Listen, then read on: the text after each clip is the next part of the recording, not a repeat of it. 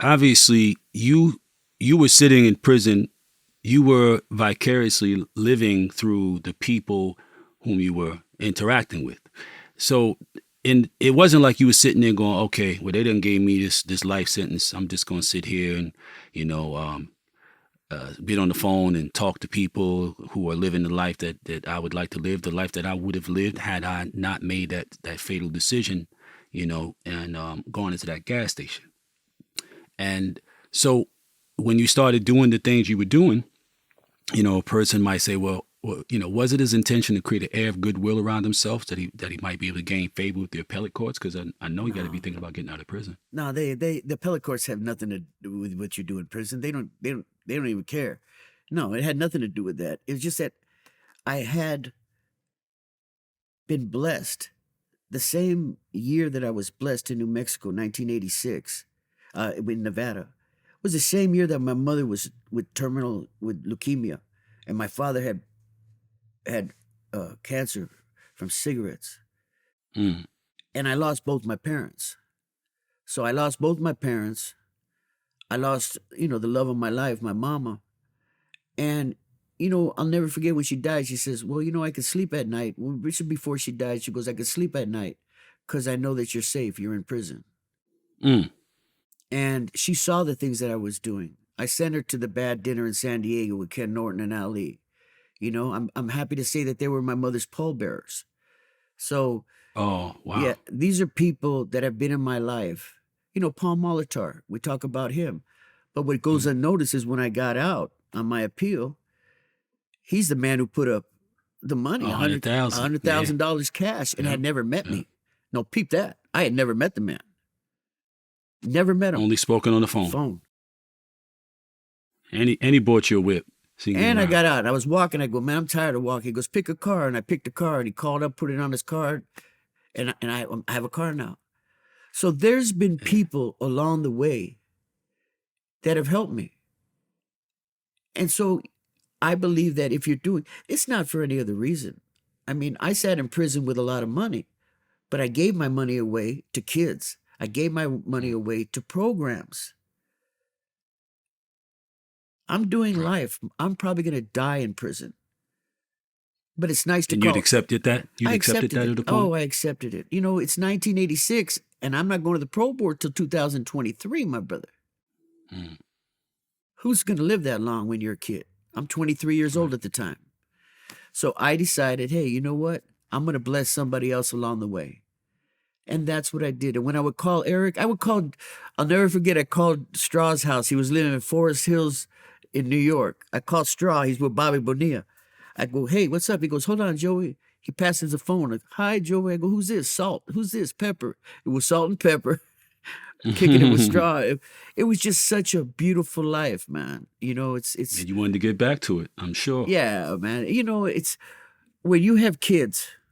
I think one of the greatest things that's happened in my life since being free was when I flew to London to do Sean Atwood's station. A girl put in there a comment. I was one of the children that he helped. Mm. Come on. Cut that shit out, Joey. Okay. We gangsters, bro. We can't be doing that. So by the mid 1990s, you were in your mid 30s and you had been transferred to a penitentiary in New Mexico. You were still doing your charity work, but you were also focusing on regaining your freedom. Although several years earlier, your argument to appeal your conviction had been rejected by the Ninth Circuit Court of Appeals. Yes. The basis of your argument appears to have been that at the time of your initial conviction, you were not informed that you could be sent to prison to serve your entire sentence.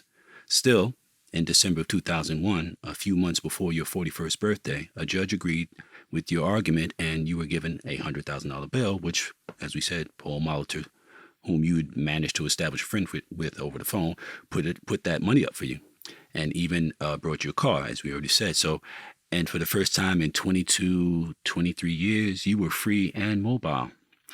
So, were you were in the maximum security? Prison. Yeah. Well, you were in maximum security prison court, and this is people have heard about all of the athletes and the other, high profile people that you had cause to have contact with on the outside, but you had cause or the opportunity under those unfortunate circumstances to be also affiliated, associated, and closely connected to some other infamous people, from famous people on the outside to infamous people on the inside. Corcoran in California is one of the craziest prisons that I've ever heard of. And you were there during the gladiator days when the staff were arranging for rival black and brown gang members to fight each other. If so, and in doing so, you participated in a couple of those fights. Could you tell us about that? Whew. Wow. Before we go into the famous people who were there with you. Where to begin? I got sent to Corcoran. The party was over.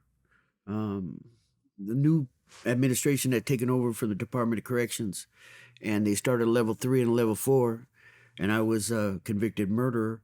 I was sent to Corcoran. I refused. Wait, this was after. I'm sorry. Hold on a second. This is after the being in Gene, yes, right? Yes. So why were you taken? I mean, that place had a golf course, from what I understand. This is what happened. Another great. I've had so many great people in my life, man. There was a man, one of the greatest fighters of all time, named Archie Moore, the Mongoose, one of the greatest light heavyweights of all time. And at that time, I was living with him in San Diego. I was a young child, the ABC program, Any Boy Can. And Archie knew I was in prison. I had just been transferred to New Mexico. And I was in the visiting room waiting for him to come in to visit me. And he was playing pool with the officers. And when he came out, he says, "You need to get out of here. What are you doing? You could help all the kids, but when are you going to help yourself, Joey?" And it really rang true to me. And I started applying myself to the law books. But the problem was that it was New Mexico law, not California. So I put in for a transfer. I was returned back to Corcoran. I gave up the golf course and the good life to go back to the depths of hell in Corcoran so I could hit the law books. Because what I've done with Daryl and Eric, you went back to move forward. Now I know that I'm not a dummy. I'm not a statistic, that I am a functional person with an intellect, and I could better myself. And how better than to study law? So I put myself through Brown University, a paralegal course, and I returned back to Corcoran. I filed a writ of ericorum nobis. It was denied. I continually filed it till it was granted. And this is with the time, I do not recall incidents. I only recall moments in time. And it was when they said, "Your appeal's been granted," but they returned me back to the Los Angeles County Jail, but they gave me 24 hours to come up with $100,000 cash, or they were going to stay my execution, which means I'd have to stay in the LA County Jail while it's being appealed. So that's when I called Paul Molitor. As opposed to being released onto the street. Yeah, and I called Paul Molitor, and he called the bail bondsman, and he put it on his credit card, and I was out that night at midnight. So wait, now let's go back a bit. First, let me ask you this: is that a normal practice? You got this very narrow window in which to come up with this, exorbitant amount of money. Yes. Is that common practice? They do that? Yes, it is, and that's why they do it, because they know nobody could come up with it. So it's sad. Cool. It's sad. It's if you have money, you get out. If you don't have money, you stay. Right. As you said earlier. Yeah. Very few rich men in state prison. Right. In the gladiator days of Corcoran, I read a bit about what went on there during the time that you were there. And it boggled my mind, man. And this is something, the details of circumstances like this is something that I try to convey to people whenever the opportunity presents itself, with the young people that I come to contact with who are making choices that will most definitely lead them to prison, if they're fortunate based upon their trajectory. If they're not fortunate, they're going in the ground, right? Yes, sir. Yes, sir. So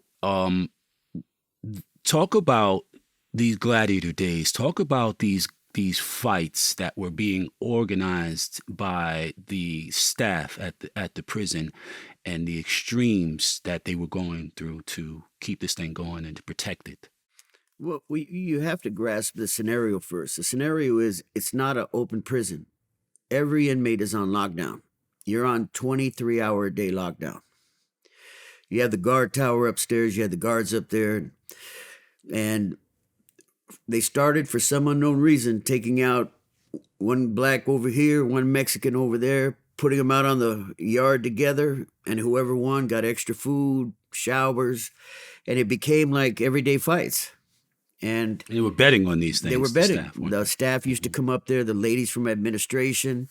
You know, so I told my friend that I remember one time seeing an ambulance come across the yard, about 2 miles an hour across the yard, with a nurse and a doctor. Where was it on a rush to? Where was it rushing to? Well, when they got halfway there, that's when the gun went off. And I was like, wow, they knew they were going to smoke this guy before they even smoked him. So I fought a couple times, you know. I fought. I was the boxer, you know. I was, hey, you're a fighter. You'll get extra food. You'll get extra. I fought because I didn't want them to kill me. That's why I fought. And after a couple fights, working in the office, because I could type, you know, 80 words a minute, I got jobs in the admin because I'm a typist. Right. So that's when the lieutenant there told me, hey, you know, you don't need to be fighting. You need to keep your ass in here and work on your appeal and try to go out. That was Riggs? Yeah, that was Lieutenant Riggs, man. And I heeded his words. And yeah, I'm here with you. I owe a lot in my life to people along the way that said, no, you know, it's amazing because even my wife says I'm 63 years old, but I'm still that 20-year-old in my soul. I mean, I forget that I'm 63, you know, and I lost 40 years. So I'm thinking that I'm still that kid.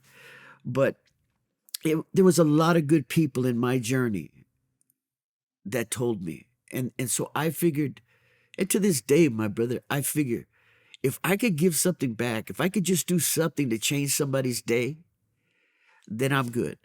So the fighting stopped. I was working. For you, it stopped. For me, but it kept on. Like the next week, they killed that boy Tate, shot him in the head.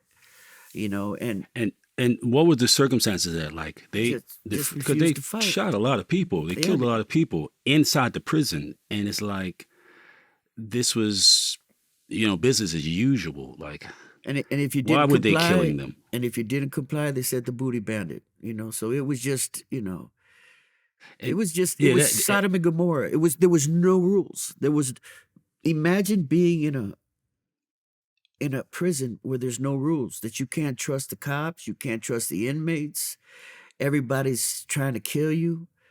You know, when I wrote my story, that's when I started writing my Bamboozled, because I was like, at the first of it says, by the time you read this, I will be dead.